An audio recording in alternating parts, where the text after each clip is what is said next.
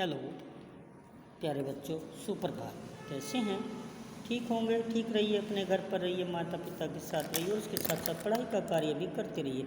तो आज मैं कक्षा 8 को हिंदी में एक बार फिर पाठ 1 दोबारा से करा रहा हूँ। इसके प्रश्न उत्तर।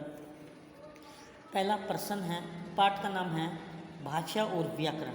प्रश्न है पहला, भाषा की परिभाषा लिखिए। उत्तर, भाषा वह साधन है, वह माध्यम है जिसके द्वारा मनुष्य अपने विचारों अथवा भाव का आदान प्रदान कर सकता है। क्या है? भाषा वह साधन है जिसके द्वारा मनुष्य अपने मन के भाव व विचारों को एक दूसरों के सामने पहुंचा सकता है।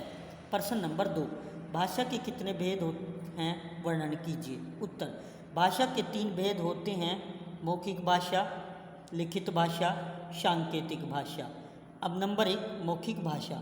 जब व्यक्ति अपने मन के भाव व विचारों को दूसरों के सामने बोलकर प्रकट करता है तो उसे मौखिक भाषा कहते हैं, या दूसरों के सामने बोलकर अपने विचारों को प्रकट करना मौखिक भाषा कहलाती है। नंबर 2, लिखित भाषा। अपने मन के भाव व विचारों को दूसरों के सामने लिखकर प्रकट करना लिखित भाषा कहलाता है। नंबर 3, सांकेतिक भाषा। अपने मन के भाव व विचारों को दूसरों के सामने संकेत या इशारों से प्रकट करना ही सांकेतिक भाषा कहलाता है। आपने देखा होगा, चौराहे पर ट्रैफिक पुलिस का सिपाही खड़ा रहता है, यातायात पुलिस का, तो वो कभी हाथ साइड में फैलाता है, कभी ऊपर करता है, कभी नीचे। तो वो क्या करता है, गाड़ियों को, यातायात को आने जाने का संकेत करता है।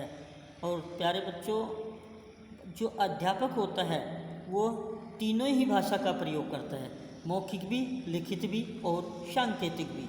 उसको तीनों भाषाओं का प्रयोग करना पड़ता है।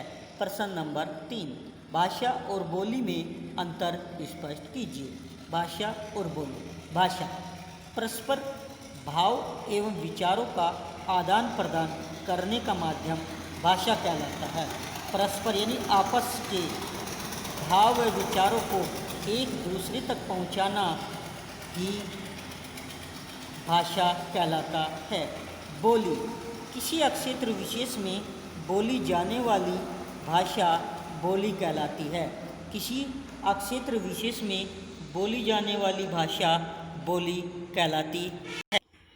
इसके बाद आता है, लिपि से आप क्या समझते हैं? लिपि अक्षरों या वर्णों के चिन्हों को लिखने की विधि को लिपि कहते हैं। अक्षरों या वर्णों के चिन्हों को लिखने की विधि को लिपि कहते हैं, या लिखने में प्रयुक्त चिन्हों को लिपि कहते हैं, या लिखने के ढंग को लिपि कहते हैं। अब इसके बाद आता है प्रश्न नंबर 5, व्याकरण का ज्ञान क्यों आवश्यक है? भाई, व्याकरण जो हमारी पुस्तक लगाई गई कक्षा में पढ़ने के लिए, तो इसका ज्ञान क्यों आवश्यक है? क्या ज़रूरत पड़ी है व्याकरण की? तो देखो क्या है, व्याकरण का ज्ञान क्यों आवश्यक है। भाषा के शुद्ध ज्ञान के महत्व को बनाए रखने के लिए व्याकरण का ज्ञान अति आवश्यक है।